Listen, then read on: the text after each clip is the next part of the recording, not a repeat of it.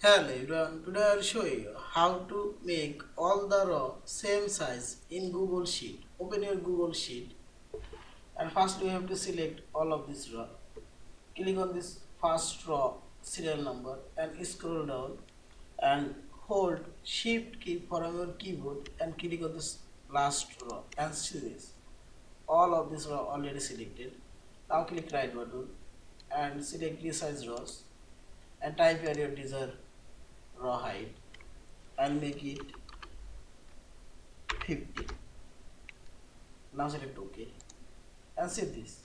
All of this row height already changed and same height. Also I'll select all of this row dragging your mouse.